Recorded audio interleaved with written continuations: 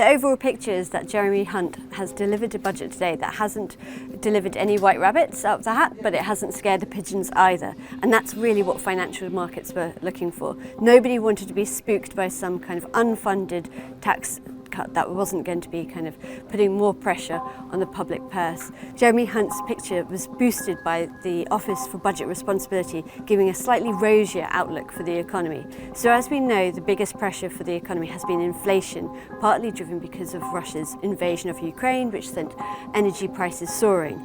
Now that's starting to come off, and now that OBR, the Office for Budget Responsibility, is saying that inflation should fall this year from the current 4% to about 2.2%, which will mean that Brits will have a much easier time affording the basic essentials. They also say that interest rates should be coming down from the current 5.25% to 4.25%. That's another win for normal Brits who have lots of borrowings or if they own a mortgage, because then hopefully banks will pass on those savings. So when the Prime Minister and I came to office, inflation was 11%, but the latest figures show it is now 4%, more than meeting our pledge to halve it last year. And today's forecasts from the OBR show it falling below the 2% target in just a few months' time, nearly a whole year earlier than forecast in the autumn statement. That didn't happen by accident. On the other side, we know that the Chancellor has been spending quite a lot today still, with the national insurance cut. And that means that that financial headroom that he has is only 8.9 billion. To give you an idea, the average is about 23 billion, and it's the second lowest amount that any Chancellor has ever given. Because we have asked those with the broadest shoulders to pay a bit more, today I go further. From April the 6th, employee national insurance will be cut by another 2p from 10% to 8%. And self-employed national insurance will be cut from 8% to 6%. It means an additional £450 a year for the average employee, or £350 for someone self-employed. When combined with the autumn reductions, it means 27 million employees will get an average tax cut of £900 a year. Well, if you were to speak to any business leader, what they really want is certainty and stability. So they knew that they weren't going to be having any major surprises because they've been telling the Chancellor that loud and clearly. However, what they really wanted was some general fixing of the business rates regime. That's been a real bugbear for every kind of retailer. You speak to any high street chain, any pub chain, it's been kind of a bugbear for them for years, and they thought the Chancellor might listen. I didn't think that it would. It seems like it's a very easy win for the Chancellor. But there was nothing on business rates for retail chains. There was nothing on business rates for pubs either. The pubs were boosted, however, because they got the win from the alcohol duty being frozen again, so that was a good thing. But they really wanted a bit of a VAT cut, particularly on food, because they think it's unfair that supermarkets can sell food and booze so cheaply, and they're unfairly punished from that. So today I've decided to extend the alcohol duty freeze until February 2025. This benefits 38,000 pubs across the UK, and on top of the £13,000 saving a typical pub will get from the 75% business rates discount I announced in the autumn. We value our hospitality industry and are backing the great British pub. On electric cars, we know that we have this big green agenda kind of growing, but actually people are very disincentivized to buy an electric car at the moment because it's so expensive and they're paying higher VAT on public charge points. So you've had all the big car makers pushing and calling for a VAT cut, and that hasn't happened either today. Another cost that families and businesses worry about is fuel. Now, the Shadow Chancellor complained about the freeze on fuel duty, and Labour has opposed it at every opportunity.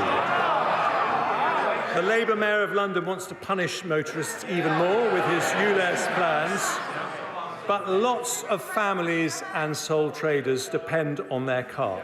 If I did nothing, fuel duty would increase by 13% this month. So instead, I've listened to my right honourable friends for Stoke-on-Trent North, Dudley North, Witham and others, as well as the Sun newspaper's Keep It Down campaign. I have, as a result, decided to maintain the 5p cut and freeze fuel duty for another 12 months.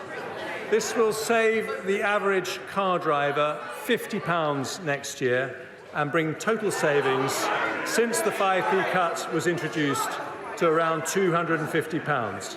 Taken together with the alcohol duty-frees, this decision also reduces headline inflation by 0.2 percentage points in 24/5, allowing us to make faster progress towards the Bank of England's 2% target. What we also have seen is this real push for kind of helping the London stock market, because we know that British companies have been really undervalued, punished by investors for kind of disappointing them. And as a result, we haven't had many London Stock Exchange listings at all for the last year. Now what he's trying to do is boost some investment in Britain by developing this British ISA, which will be very much similar to the existing ISA but backing British companies. And he's also kind of invented this scheme for private UK companies to be able to raise money by selling shares on a new exchange. That isn't the junior AIM-listed share exchange or the London Main Market Exchange, but it's all meant to be fostering this idea that British startups will stay in the UK. After a consultation on its implementation, I will introduce a brand new British ISA, which will allow an additional £5,000 annual investment for investments in UK equity with all the tax advantages of other ISAs. And this will be on top of the existing ISA allowances, ensure British savers can benefit from the growth of the most promising UK businesses, as well as supporting those businesses with the capital to expand. One thing that the Chancellor did confirm today was that the oil and gas levy that was introduced during the energy crisis, when all the big producers were making kind of gangbuster profits in the back of higher energy prices, that's now going to be extended to 2029. That was a key Labour policy that Jeremy Hunt has pinched, you could say, to help fund some of the national insurance cuts. But it was widely trailed before, so actually if you look at some of the North Sea producers, for example Harbour Energy and Enquest, their share prices have barely moved today because it was widely expected. I now turn to oil and gas. Unlike the party opposite, we want to encourage investment in the North Sea, so we will retain generous investment allowances for the sector. We'll also legislate in the Finance Bill to abolish the energy profits levy should market prices fall to their historic norm for a sustained period of time, after representations from the Honourable Member for Banff and Buchan. But because the increase in energy prices caused by the Ukraine war is expected to last longer, so too will the sector's windfall profits. So I will extend the sunset on the energy profits levy for an additional year to 2029, raising £1.5 billion.